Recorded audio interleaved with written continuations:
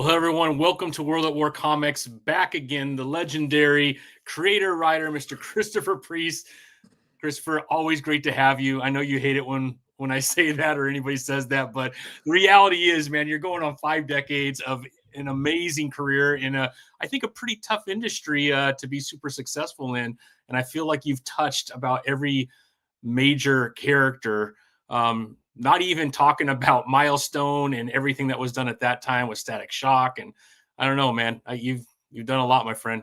I Yeah, appreciate I think that the business gets tougher as the years go by. Yeah, you just every time somebody says that uses that word legendary, I just have to laugh and I just go because it catches me by surprise. I go, "Ooh, are they talking about me?" I'm like, oh yeah, right, okay. But at any Yes. rate, hi Tommy, nice to see you. Yeah, By the likewise. way, do you prefer Tommy or Thomas? Yeah, most people call me Tommy, to be honest. My dad is Tom, my son is Thomas. I ended up with Tommy somehow. So it just kind of stuck. Yeah. I'm a 50-year-old Tommy, so it's a little Okay, weird. whatever you're happy with is fine. Okay. Awesome, man. Well, I appreciate it. And like I said, I really appreciate you jumping back again. The last time you were on, we were talking about the new Red Sonja title, obviously Marvel Knights, The World to Come, which, we have issue 3 right here, has been, I think, phenomenal. I'm absolutely loving this return to Black Panther, my friend. And if you don't realize how good Joe Quesada is, and you forgot how amazing he is Yeah. with your storytelling and the artwork, it's just next level. I mean, shout out to Joe. I did get a chance to meet him a couple times, and you just forget, right? Because I know him as a writer, obviously the artist, but you just forget how amazing he is as an artist as well. Oh yeah, yeah, and so much of this is him. So much of the writing part is him, which is why I insisted that we put his name first on the thing. Mm. I may have told you this before, but I wrote him a very simple story. Two guys walk in a bar, okay, and then Joe, he's like, yes, two guys walk in a bar, and then like the red tornado blows in, and then Thanos, and then the Green Goblin. So he added in a lot of this stuff that just made this a much richer and more complex story. I will be blamed for anything that goes wrong, of course, Of but course. a lot of that is that was Joe. Joe. If you see Galactus show up, that's Joe. All right. Everyone's gonna be looking for Galactus in the next 3 issues now. You said that. Yeah. Well, I mean, Christopher, so far, man, this title has been amazing. This issue 3, right? We have some callbacks, which are really interesting, and I really love that. Right? I think it was 67 years ago with T'Challa, and then we also have, what is it? I think I had down 16 years ago with Katama, but really leading up to quite the ending, which leaves, I think, a lot of questions, man. As I was talking to other fans, man, they're like, man, I gotta wait another whatever it is till we get that one. But oh my gosh, Christopher, man. I would say just leaving it in that kind of a cliffhanger is driving people nuts, man. We're just dying to know what's happening next. But if you could kind of just walk us a little bit through issue 3 and a little bit of the thought process behind there, especially how important it was to go back to Harlem 67 years ago, and then obviously the 16 years ago with Katama. Well, I think what I wanted to do, and this part was actually me, was rehabilitate T'Chaka, Mm, rehabilitate the father character. So when that character was introduced in the 1960s, he was introduced as a primitive. He was not a sophisticated guy. He was not a technological guy. He was very much a primitive native, spear carrying native. And I said, well, and when they introduced the character in the MCU in the film, they had to be sort of humble diplomat, and he was assassinated in the it was Captain America. What was it? Which one was that? Was that Civil War? That was Civil War. Civil War, yeah. Yeah, and where he was assassinated, and I was really disappointed in that. And then Ryan Coogler, thank God, stepped in and kind of rehabilitated the character. So we saw a flashback of T'Chaka in his prime when T'Chaka was the Black Panther. And I went, yeah, that's more like it. No offense to the creators of Civil War, but I just thought they completely missed it. That T'Chaka, if anything, he would have been probably even more conniving than T'Challa. He would be probably more dangerous than T'Challa. And my personal vision of T'Chaka is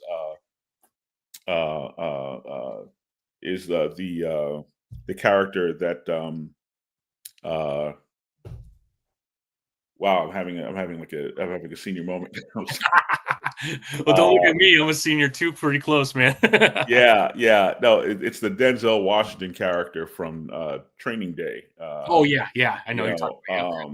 And probably not as scurrilous. Like when I was watching Training Day, I don't know about you. When I saw that film for the first time, I always assumed that there would be a third act turnaround where it would be revealed that that Denzel's character was actually playing a bad guy. Yeah, But then he's like, "Aha! I'm actually a good guy."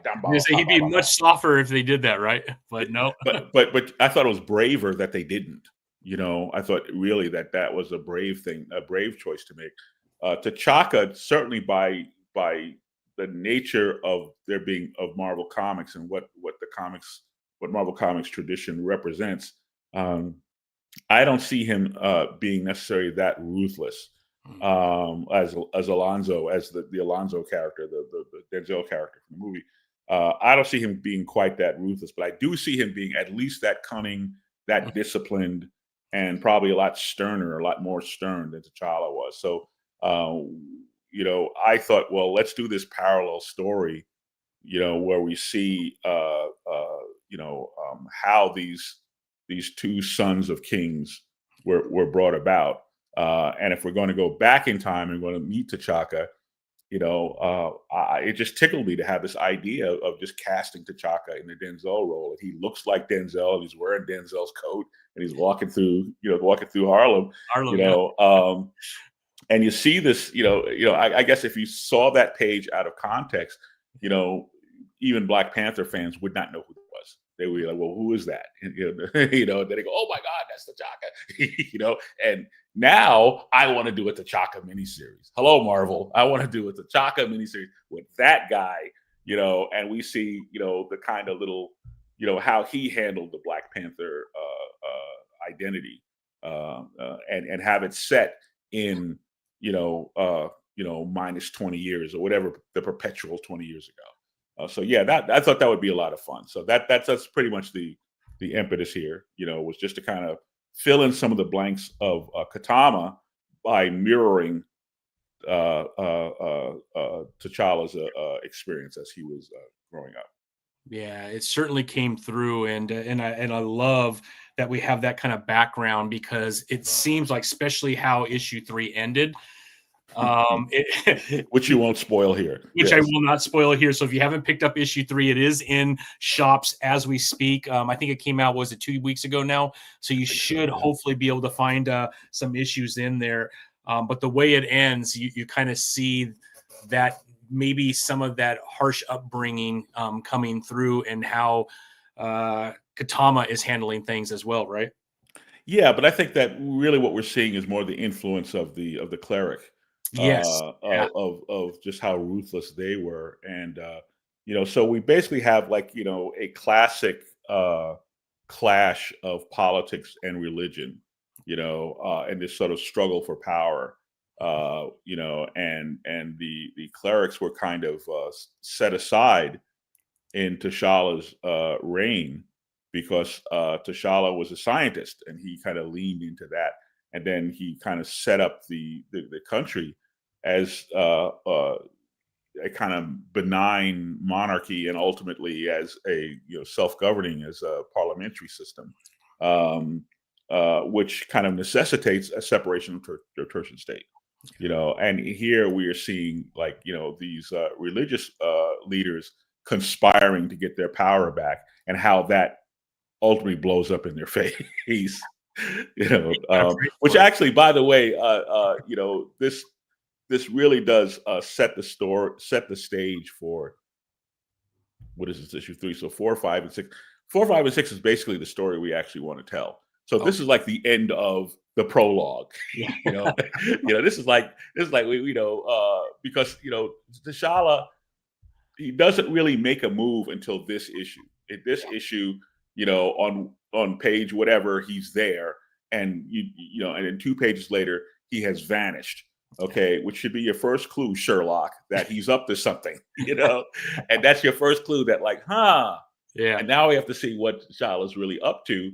But yeah, this was all kind of like setting the foundation for this future vision that Joe had for the Marvel Knights universe, Marvel Knights futurism, and so this is the story. Issues 1, 2, and 3 of this book is the origin story of the Marvel Knights future shock, or whatever you want to call it, whatever this universe that Joe has created, how that universe came to be.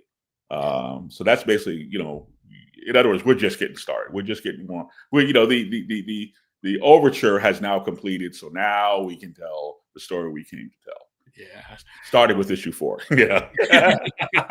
Well, I mean, just, talking to fans, you thumb around on Reddit, and I watch a lot of other interviews and stuff like that. And as people are reviewing this title, they're like, holy crap, the way it ended, man. When is 4 coming out, man? Because there was a little gap between 2 and 3, right? So are we going to see that same gap between 3 and 4? Like, everyone's just worried they're not going to get it in time to jump in. So I feel like you laid the foundation for a lot of excitement for that next issue for sure. Yeah, to answer your question, I don't know. I'm not a publisher. I know we sent number 4 to the printer about 2 weeks ago, so I assume that that's going to be on time. And that Joe and I, oh man, Joe drew issue 3. I think had to be at least 2 or 3 issues. 2 or 3 years ago. Oh, wow. So this has been done for quite a while.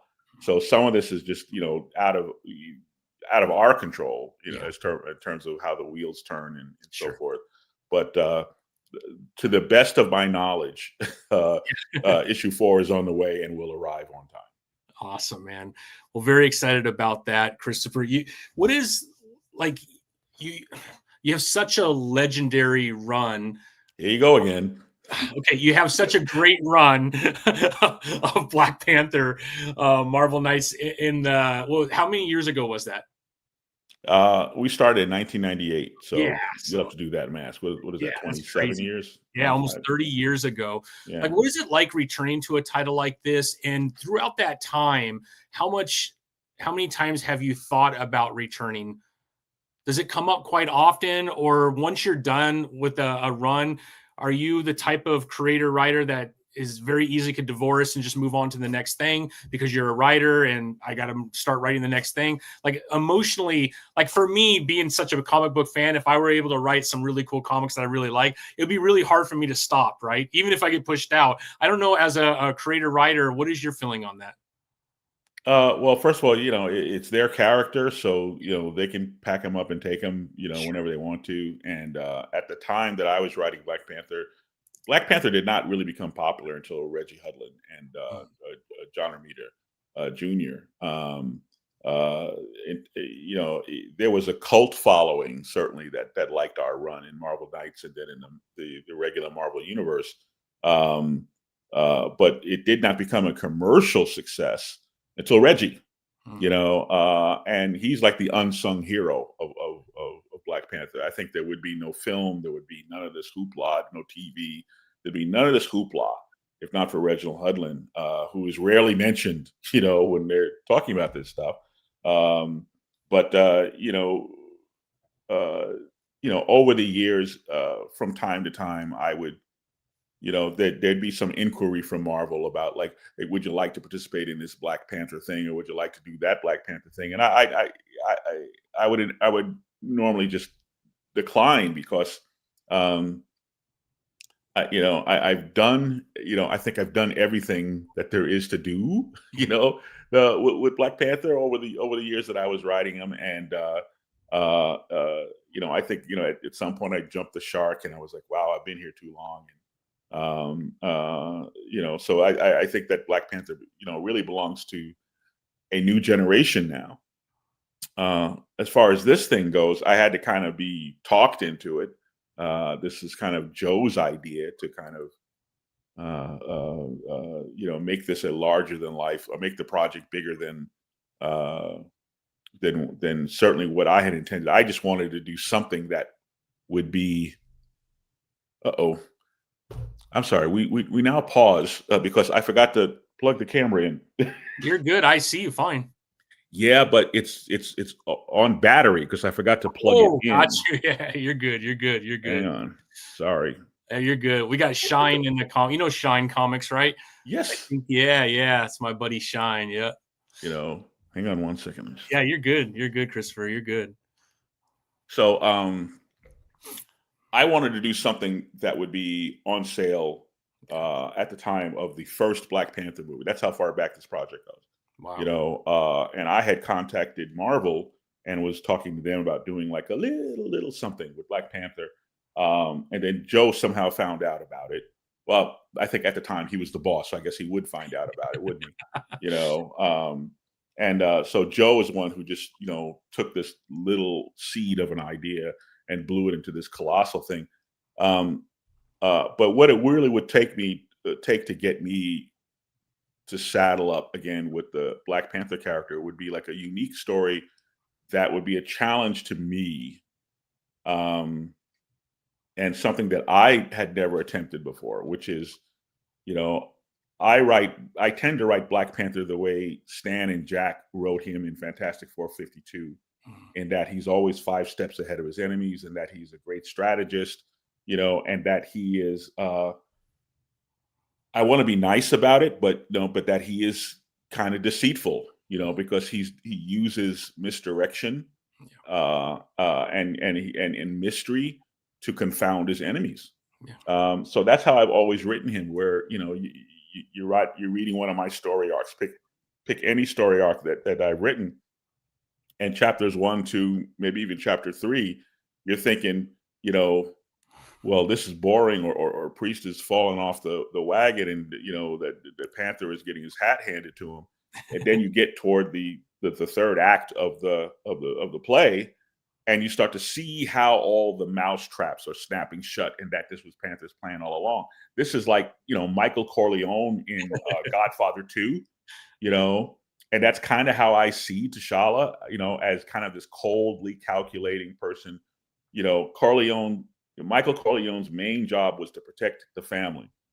Now at some point he went kind of too far when he snuffed out Fredo and all that. So we'll just leave that part out. Right. But the discipline that Pacino brought to the character, and that the character inevitably had in himself, and how he used duplicity both with his friends and his enemies. That's Panther. And I think that, no offense to other writers, but just because I'm old and I'll be dead soon, so I could say it, I think that a lot of writers, they either don't understand that, or for some reason they won't get my email address and ask me. Yeah. And not that they have to ask me. Fine, go write your own Panther, but you're doing it wrong. At least ask Stan and Jack. Go back and read what they did. Read that character, because they're not writing that character. They're writing an adventurer. They're writing somebody with all these faults. So that writing somebody that has all this self-doubt, that's wandering through the jungle going, woe is me. That's not him. That's not him at all. He's Michael Corleone with whiskers. That's who Panther is. So to get me to saddle up, and I can say this now because issue 3 is out. It's not really a spoiler, but I was like, okay, I've always written Panther as this man with a plan, this guy who has all these scenarios, mapped out. So no matter which choice you make, Tommy, he's already gained that out. Well, if Tommy goes left, I got this for him. He goes right, I've got that. So he's a guy who's figured all the angles and all the odds. And I wanted to write a story where Panther screws up, where he legitimately gets it wrong. And that's the story you're reading now. Wow. Is that, it's like, well, now I got to challenge myself, because how on earth could Panther get it wrong? And so that I won't tell you. That you have to keep reading. But yeah, definitely will. He had a plan. In fact, there's a panel in there where Ross is standing over him and he's whispering. He goes, "You have a plan. I've known you a long time. I know you have one, Yeah. and it looks like you screwed up. And that's exactly what happened. And it's it is a crushing blow to his pride, as you will see. Minor spoiler for what's coming up. It's a crushing blow to T'Challa's pride. Um, and all along, the people around him, Achebe, who's his enemy, and Monica, who's his wife, Ross, everyone around him assumes he's going to pull a rabbit out of his hat, but there's probably nothing there. Or is there? I don't know. You have to keep reading. But that was the challenge. I said, Joe, I could get involved with this if I can write a story where I turn my own formula for Black Panther on its head and have Michael Corleone's plan blow up in his face. And that's the story that you're reading. Well, issue 4 cannot come fast enough. I'm really excited about that.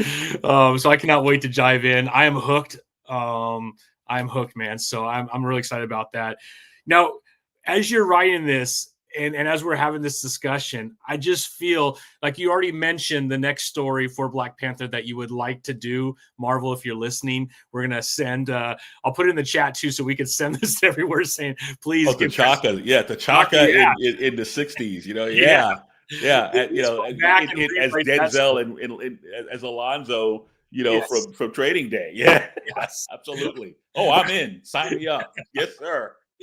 That would be absolutely phenomenal. But as you're writing just Black Panther up to date, as you're writing, are like just because of because of your creative process, are you already thinking of new stories for the character that you're currently writing now? Like, does it start to drum up like maybe there is more Black Panther that I have in me? No. For T'Challa, no. I really haven't given that any thought at all. Writing T'Challa is incredibly difficult. I'm going to segue here, but I'm coming back. There's a point to the segue. Okay. So right now I'm writing issue number 11 of Vampirella.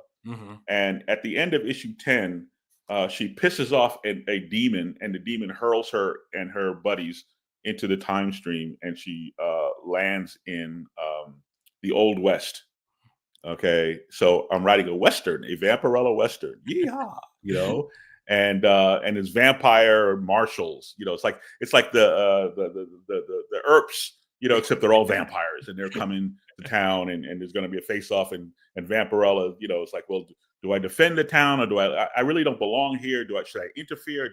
Or do I just let these people get slaughtered? And there's like a moral conundrum. Okay, so.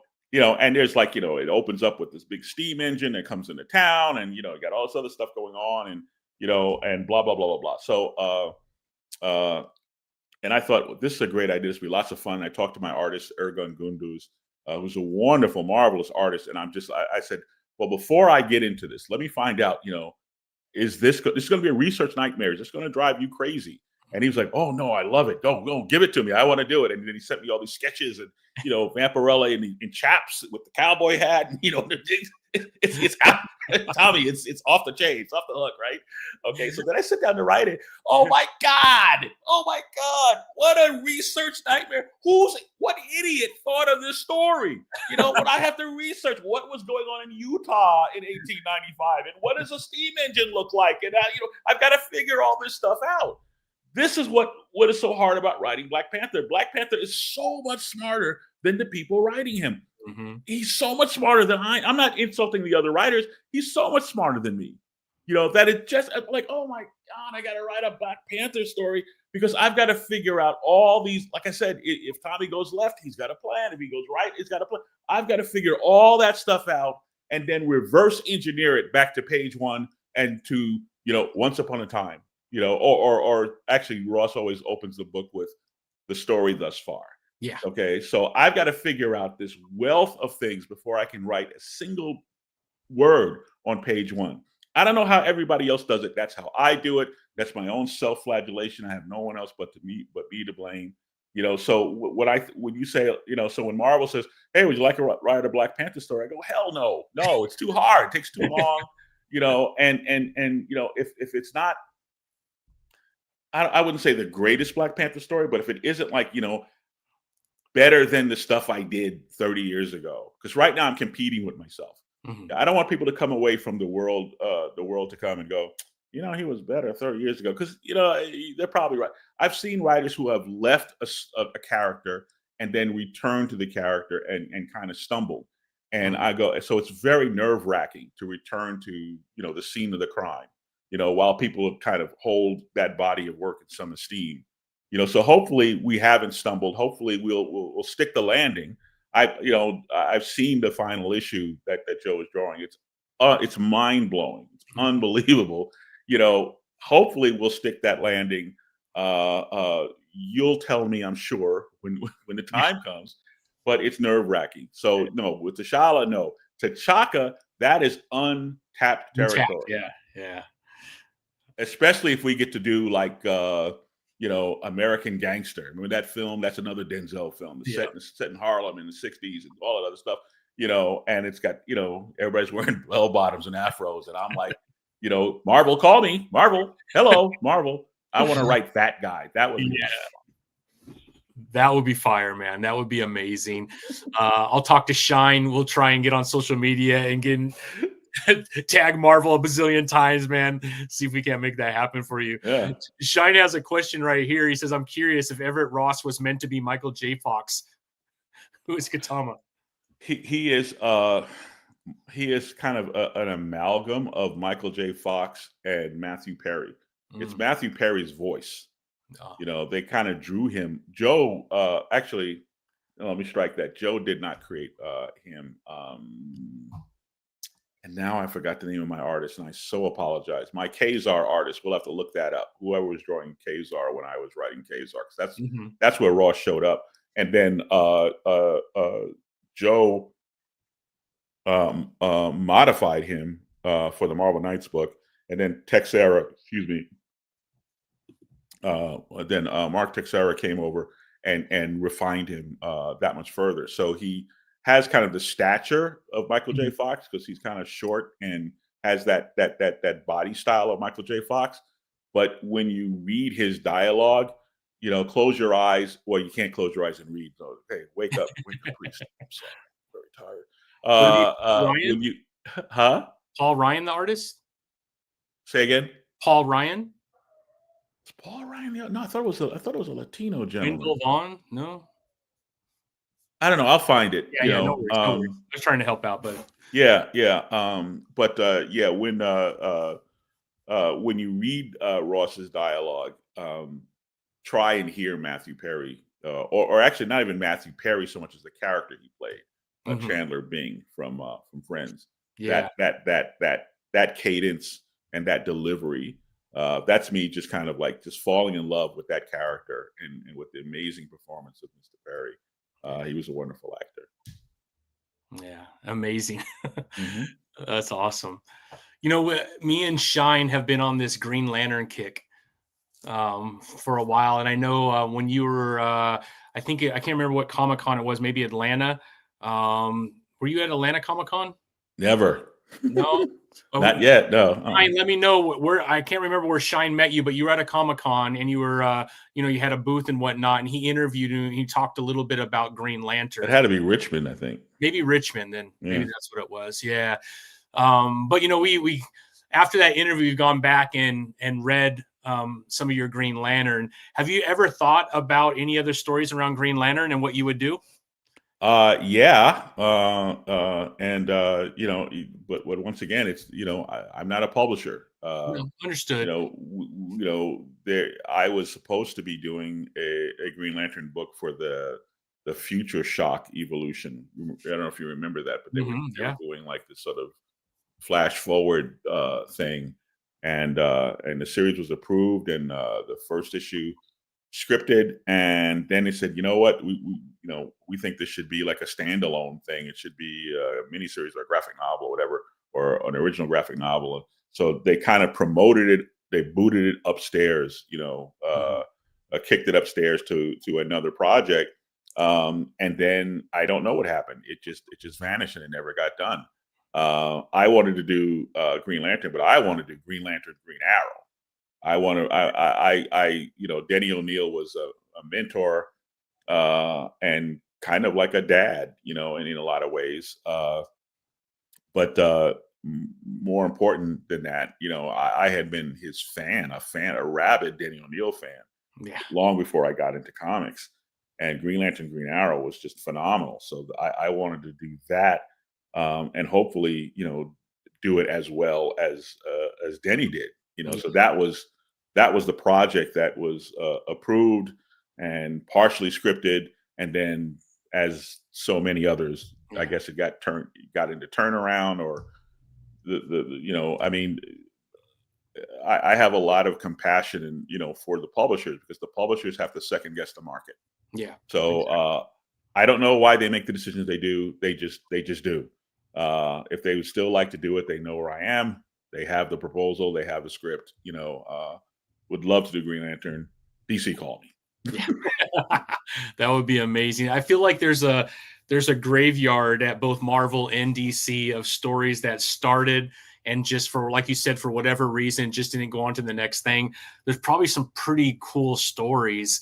Does that happen often, Christopher? I have to imagine so. I mean, if you think, like, okay, Prince was kind of a freak. Okay, because Mhm. Prince, all he did was like work. He just worked all the time. Yeah. So there's, probably, if there are hundreds of unreleased or unfinished Michael Jackson songs, and there are literally hundreds of them in a closet on a hard drive somewhere.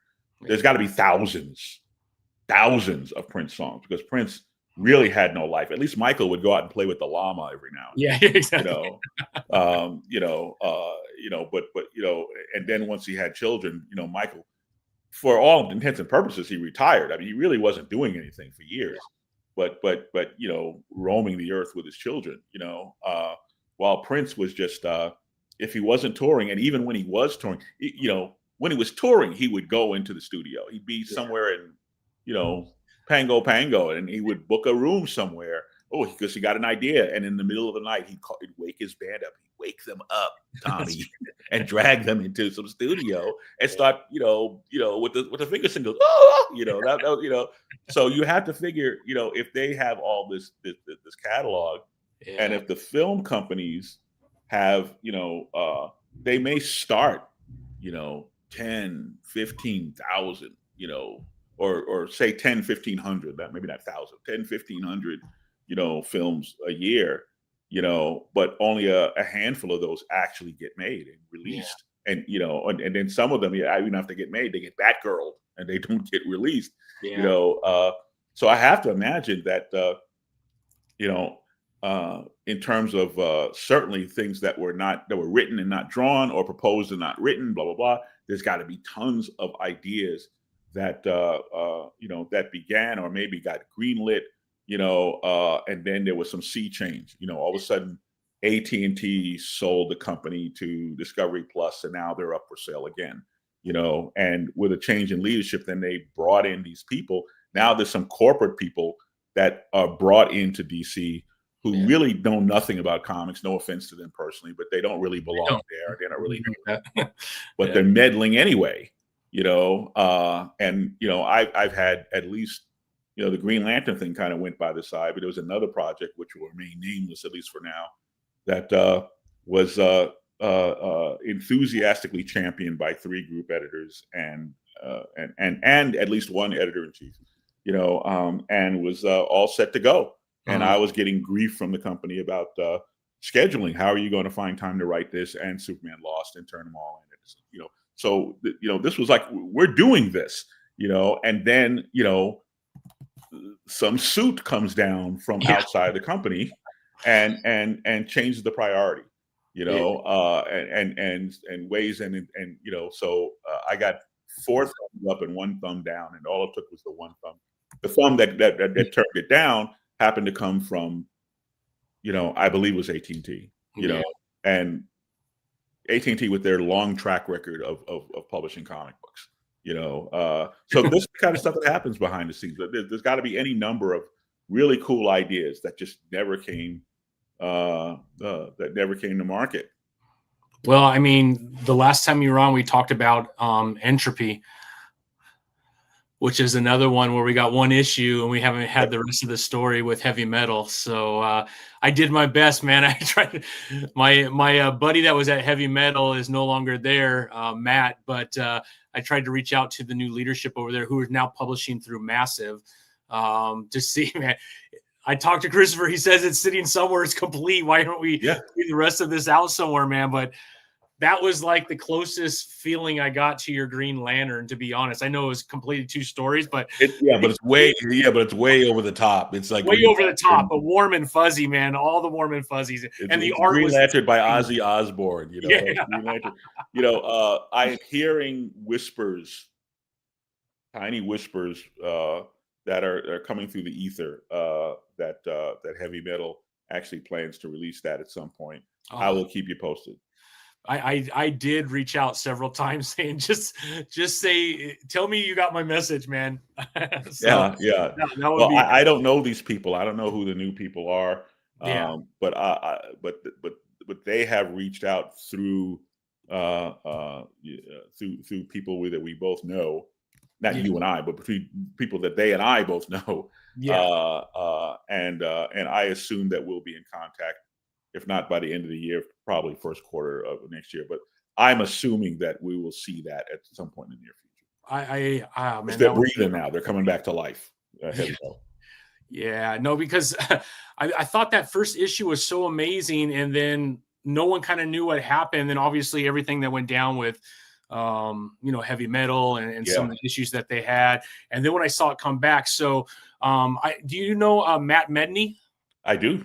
Yeah, so he was at heavy metal at the time. So I've had him on a couple times with the Gungnir, and which they have some amazing titles as well. But I reached out to him and he gave me a contact. I reached out and they never responded to me. But I tried, Christopher. I tried, man. Well, I appreciate it. But cross your fingers. Cross your fingers. Because it just and Montos, the artist, he was such a find. Then this was his I don't know if I don't think it was his first comic book work, but it was his first kind of really sort of high profile comic book work. And issue 2 is much better than issue 1, where he just really starts to get it locked in. And issue 2, for a guy for whom English is a second language, I wrote this script where I'm just over explaining, because I'm going, I hope he understands what I'm saying. That that we're on this planet where they've built their skyscrapers sideways. Yeah, it was so crazy, man. They built the skyscrapers sideways, and I'm going, will he understand what I'm saying? Where entropy is, entropy thinks that he is standing straight up when he is actually hovering on his side, and someone points it out to him and goes, "You're hovering on your side." He goes, "No, I'm standing straight up." But no, that's not up. This is up.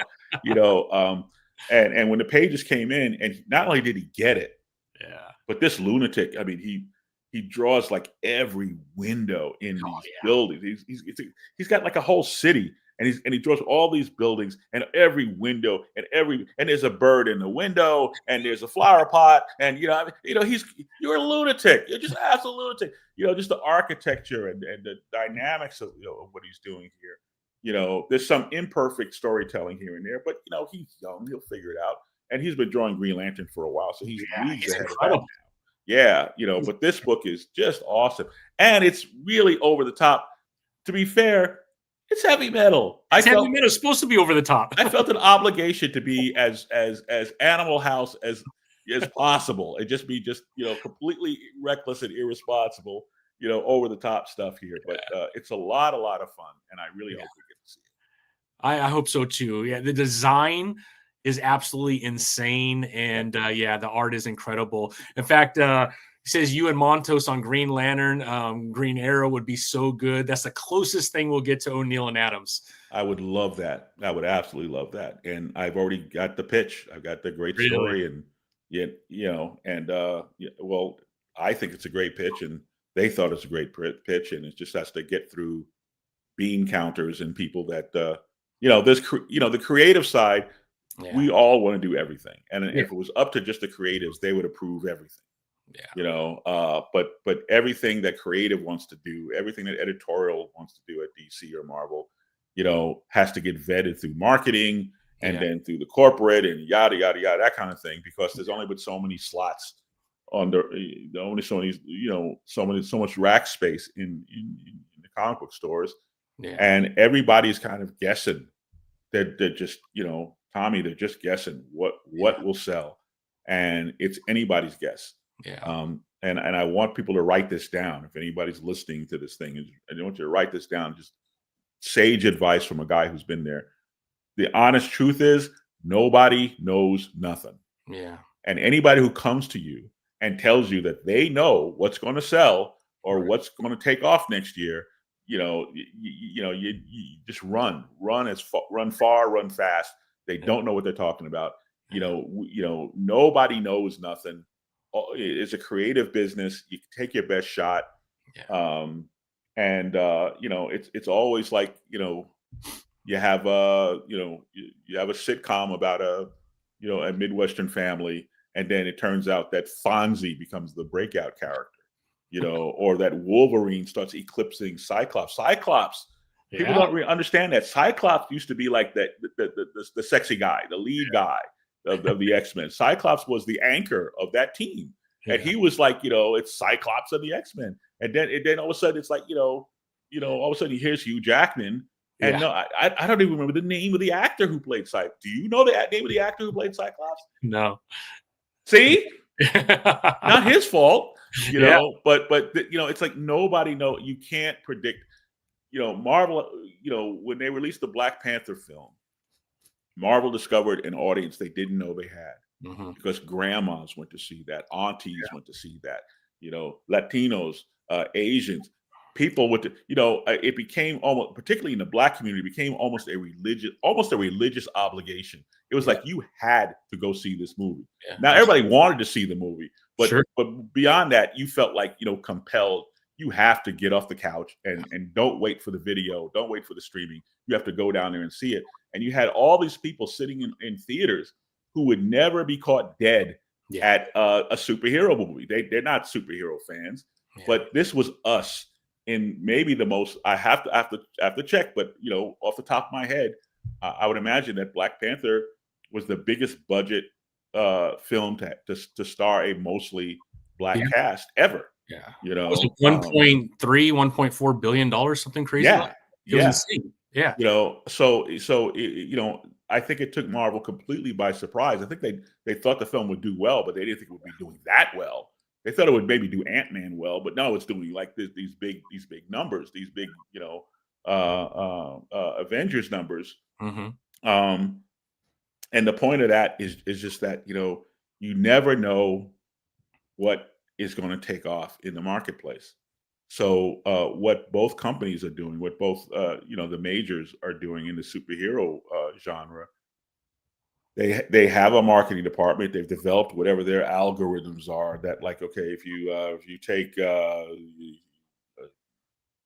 if you take Jeff Johns and you take John Romita Jr., you put them together and you get this number. And is it accurate? I don't know. It might be. I don't know. But the fact is, you really won't know until you're there, until you're in the shop, because it's mom and pop shop owner, who have to put this money out, who have to buy this thing in a non-returnable basis, and have to take the chance and bet the mortgage that Jeff Johns and John Romita are going to produce for them. And you never know. You just nobody knows nothing, and anyone who says they do, they're kidding themselves, or they're kidding you. Yeah, no, 100%. What about Concrete Jungle series? I have to write myself a note to find out who owns that.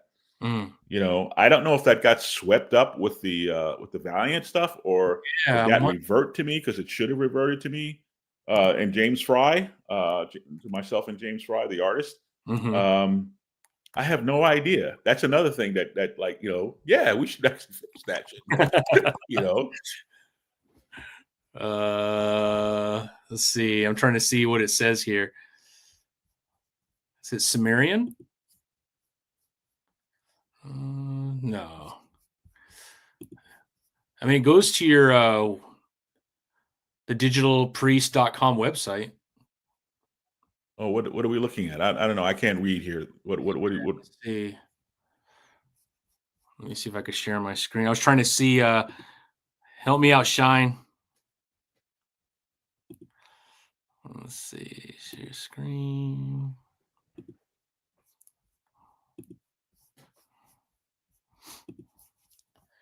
So I was trying to look and see.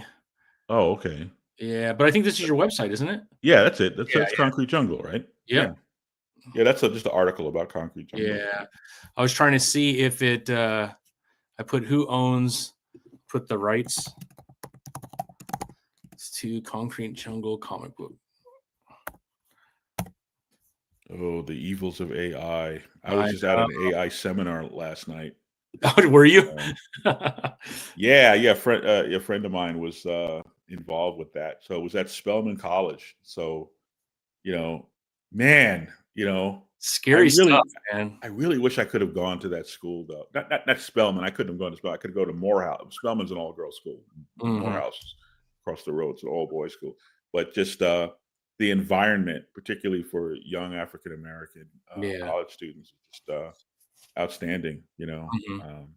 But nothing. Couldn't find it. No, I didn't. I was trying to see who owns the rights. Well, I have a lawyer. He'll find it. I mean, that would be amazing it should come back to you. How many years has it been? Oh, forever. Yeah. Yeah. But is it 7 years, I think? Well, no. The way the contract was written at Acclaim, I think it was, I want to say if it hasn't been published in 3 years, then we could buy the rights back based on some formula of X, Y, and Z. I don't know. I'll have to look at it again. But technically speaking, Quantum and Woody should have came back to us too, and that's kind of an open question and something to deal with at some point. Yeah. But Concrete Jungle was never published by they're not Acclaim anymore. The Valiant. It was never published by Valiant. Yeah. So I don't know if that was scooped up with the stuff at the in the bankruptcy. Technically speaking, Quantum and Woody should not have been part of that package. But Mark and I at the time, I was kind of going through something. I don't know what Mark was doing, but at the time that all that bankruptcy was going through, we were getting paperwork from the court, and we could have filed some, objection to this or to that, or whatever the story was, But I think I was way too miserable to deal with it, and I don't know what this is. I can't deal with it, and now I kind of regret that we hadn't stepped in at some point and dealt with it. I mean, it'd be amazing. Some of your creations came back to you. I found something that says current status, only a single issue. In fact, let me share my screen again so you can see this as well. Again, this is AI answering questions for us, but well, you could just okay. But it says right here. It says right here in the middle. It says you're the original publisher, created by you. Published by Acclaim. It says only a single issue and a retailer review copy were ever released. Acclaim Comics ceased publishing the series before it could be completed. Priest's website confirms that Acclaim Comics retained the copyrights to the series. Yeah, I don't know if Priest knows what he's talking about though. So the AI may, my recollection was that the bankruptcy or that Acclaim was started, that they shipped the book to the printer just before Acclaim folded up, so that the Acclaim did not charge the retailers for the book. I think the retailers got it almost as a freebie, or that they either got it as a freebie, or that they got a refund, or they got a discount, or there was something going on there. But I think that because they didn't sell it, I don't know that that any of these contracts work anymore. Yeah. So I don't know. That's a question for lawyers. We'll have to we'll have to hire one. We'll have to pay them a whole bunch of money, but we'll have to. I mean, this is what's going on in the country. It's just I guess they call it lawfare. It's like, what? Chase me. Chase me,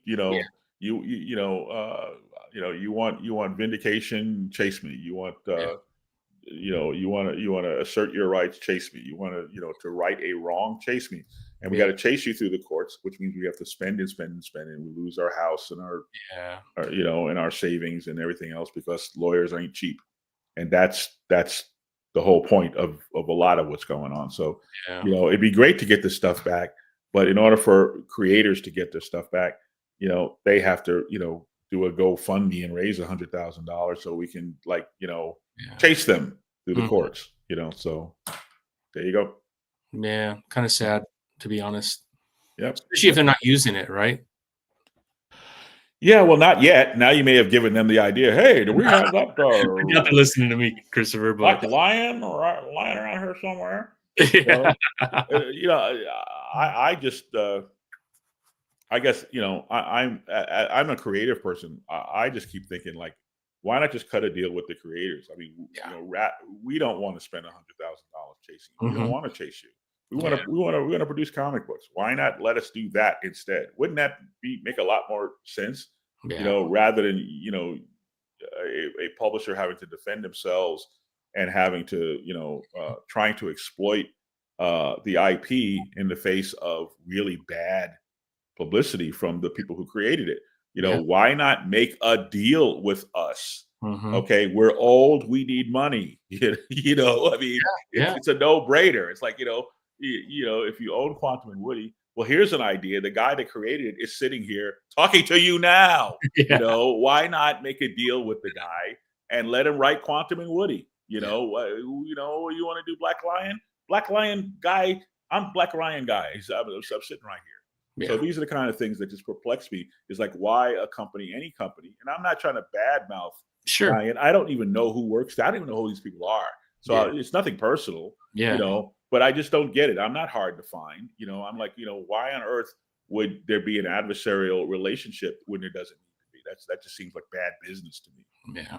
No, couldn't agree more. Couldn't agree more. I think you have fans on your side for that, for sure. Yeah, but I think the thing is that, I was speaking to an editor who shall remain nameless, but I was speaking to an editor, a friend of mine, Friday, and I think she brought up an interesting. She or he. I think she brought up an interesting point where I was talking about bringing back a character that I really love and would like to work on, and she said, "Well, I think the character has not been seen in so long that first we have to kind of onboard that character by having the character show up in, Mixes Pidlet comics or something, whatever they're publishing at the moment, which kind of like, all right, yeah, but then I'm not writing it. Whoever writes, whoever's writing Banana Man, let's say, this character, we have him, guest star in Banana Man, to like onboard him, so now whoever's writing Banana Man is writing that character and getting it wrong. Okay. Because I created this character. I know this character inside and out, and that the reason why I would like to bring this character back is tell this very specific story about the character. But, if a third party would have or could have made this character as interesting as at least I think the character is or could be, then that character would still be around. And the reason why the character is not around is that nobody knows how to write him. They're writing him, So we're in this conundrum where, like, in order for them to consider my proposal to do, Grapefruit Boy or whatever my character is, to do my Grapefruit Boy series, first I have to have Grapefruit Boy show up, have somebody else write him in Banana Man and probably get him out of character and he still will be uninteresting. And then the marketing people, the geniuses in the marketing people come back and go, well, we don't think this book has a shot because, we didn't get a good response when he showed up in Banana Man. Well, he showed up in Banana Man. He was written by somebody else. It wasn't written by me. So it's a weird sort of how these things get thumbs up and thumbs down is a weird sort of carnival. Whereas I think nobody knows nothing. You take your best shot, and if we bring back Grapefruit Boy and people will remember, see, we're not selling comic books to people who are 8 and 10 years old. We're selling comic books to people in their 30s and older. 50. Okay. Yeah. So as soon as I say the character's name, which I won't do here, but as soon as I say the character's name and associates it with me, and you go, oh, you're all going to remember that. Yeah. And you're either going to order it or you're not, but you're all going to remember it. Right. You know? So the whole point of going through this rigmarole by having, John Ford, Ramsey the Third, or whoever the latest hotshot writer is, who's been in the business a whole month or two, have this guy write Grapefruit Boy, is kind of I don't get what you're doing here. Just announce we're doing a Grapefruit Boy miniseries by Christopher Priest. You remember when he did Grapefruit Boy like a million years ago? Yes, we do. We want Grapefruit Boy. We want Grapefruit Boy. Or they go, nah, we're not really feeling Grapefruit Boy. Right. That's what I would do. But I'm not, as I said like 15 times in this interview, I am not a publisher. I get it. There's a reason why I'm not. Christopher, you have to have Grapefruit Boy in issue 6 of the world to come, man. You will blow people's mind, man. I'll have him show up. He created him. Yes. This whole world to come has been, to unveil the return of Grapefruit Boy, and that would just be awesome. Everyone's Googling Grapefruit Boy right now, saying, when did he create that character? I am so hoping that in the next year or so that I'll be able to announce, like, that a creator-owned series that will truly be creator-owned. Like I did a creator-owned series called Zero a million years ago. Yes. And I had absolutely I was supposed to have creative control over it. I had none. The editors ignored me. They did whatever they wanted to do. And then they just ignored the book. They just ignored me. They ignored the book. They sent the book out with page 6's balloons pasted up on page 5. Which made absolutely no sense, which means nobody was actually reading. Nobody at the office was actually even reading the book. The colors were bad. They irritated Chris Cross so much that he quit, the artist, and on and on and on and on, I spent a lot of years in this business, and I feel like that, that without a doubt, that these are the closing years of my involvement in this business. I don't know, it could be 5 years, it could be 10, but there are definitely fewer days ahead, to quote, Patrick Stewart. There are fewer days ahead than there are behind. Yeah. So there are fewer opportunities for me to do anything. So anything that people want me to do, let's do it now before the old man croaks or falls off his bicycle or something, but just once before I die, or once before at least I retire, if not die, I would like to steer the ship.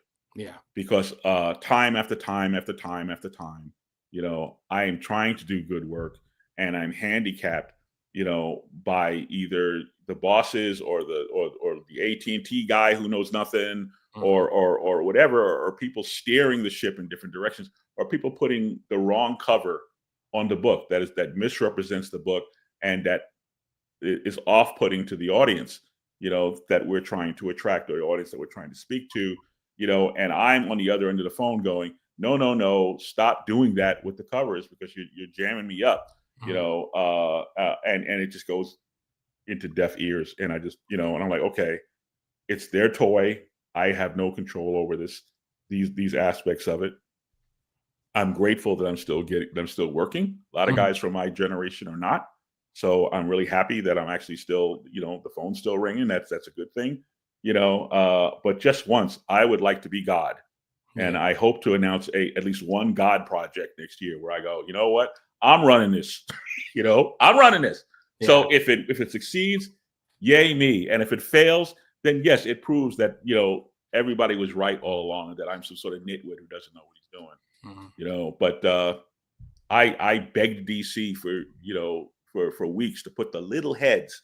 Remember the little heads on the Justice League cover? Yeah. The little heads down the spine of the book, Superman, Batman, Flash, Green Lantern, Wonder Woman, all down, and I said, look, put the little heads on it, and they refused to do it. And I finally talked them into doing it. I forgot which issue it was, but some issue of Justice League that I wrote, they finally had David Yardin put the little heads on the covers.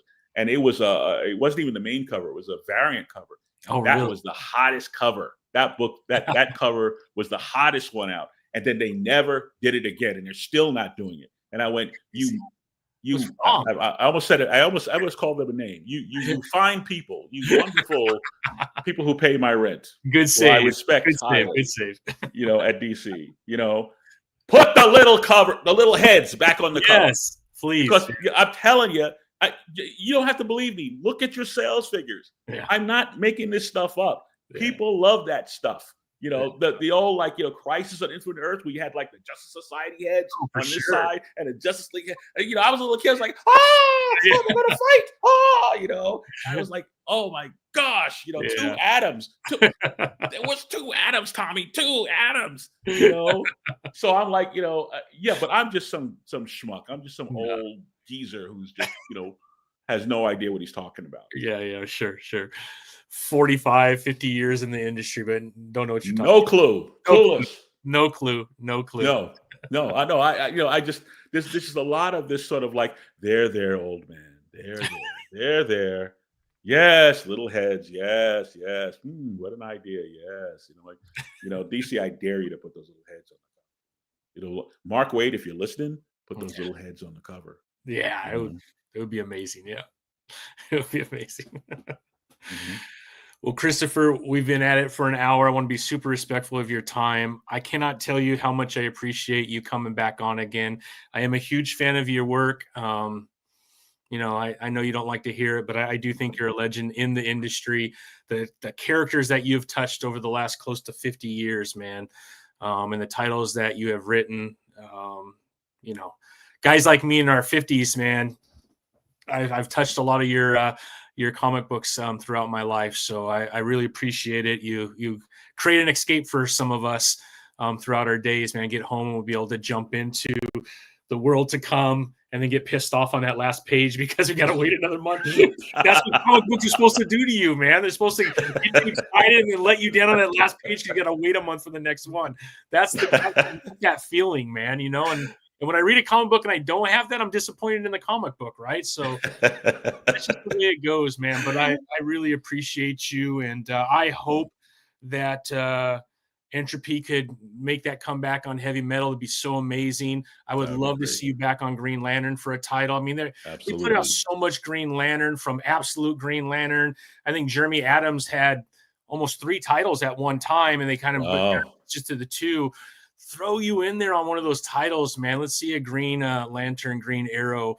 Even if it's a 6-part series, something, but I would love to see what you've been sitting on for all these years for those characters, man. Would love to do it. It's half written. It's ready to go. It's, just add salt and we're ready to go. Yeah.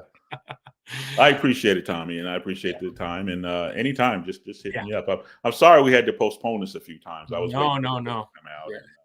And don't forget Sonya Reborn while I'm plugging. Oh yeah, no, Sonya Reborn. We got Maggie thrown into this whole Hyborian age. I did read it's nuts, man, and it is it gets nuttier as it goes along, and we're kind of doing. Let's be honest, we're kind of just a little bit ripping off the TV show Lost. Yeah, you have these flashbacks to what their life was like before they got lost. Yeah. So there's kind of a B story where we're seeing bits of Maggie's life before she became Red Sonja, before she got thrown into the Hyborian age. Yeah. And you kind of realize that she probably wasn't actually a very good person. Yeah. So there's twists and turns ahead, and lots of fun there, and the story is plotted for 12 issues. I think we're doing 6 this year and 6 next year. I don't quote me, because Dynamite might change their publishing plan and go, oh no, we're going straight to 12. But I think we may be doing volume 1 and volume 2. Okay. I'm just having a blast doing it, and it's I'm having more fun doing it. I had to get talked into it, but I'm having more fun doing it than I expected to. So don't forget that too. Absolutely. No, it's been a lot of fun. It reminds me of kind of what DC and Marvel are doing with the Absolute and the Ultimate Universe. If you want a really exciting story of what a 21st century woman would be like if she was thrown into the Hyborian age with red hair, with wearing hardly anything, trying to figure out how do I survive in this harsh world, I think you're going to have a blast with this, man. Yeah. And then to the hard, of course, Vampirella. And then to the hardcore Red Sonja fans, I'm so sorry. I know you hate it. I'm so sorry. Just bear with me. I'll be gone soon. So just bear with me. There's like we'll be back. 3 Red Sonja, 4 Red Sonja titles. We're okay. I think we're gonna be okay. Yeah. Pick one of the other ones, so you'll be fine. I like these kind of storylines where you're like even like the absolute Batman. It has nothing to do with the Prime Universe, but I'm having a blast with it. It's so outrageous and crazy, and it's just wild, man. But it's fun. Yeah, cool. Very Sonja good. Reborn is the same thing, man. It's just a lot of fun. Thank you. I appreciate it. Yeah, you bet, Christopher. Well, I hope you have an amazing night. Thank you again for hanging out with me. And next time we got to get Shine on with me. He's also a big fan. He met you in New Orleans. Okay. New Orleans. Gotcha. Yeah. Very good, Christopher. Have a great weekend, my friend, and we will talk soon. All right. Thank you, sir. Yeah, you bet. Thank you.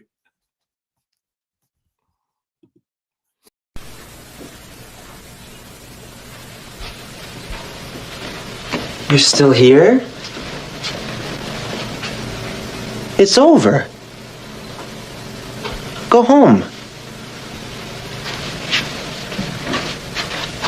Go.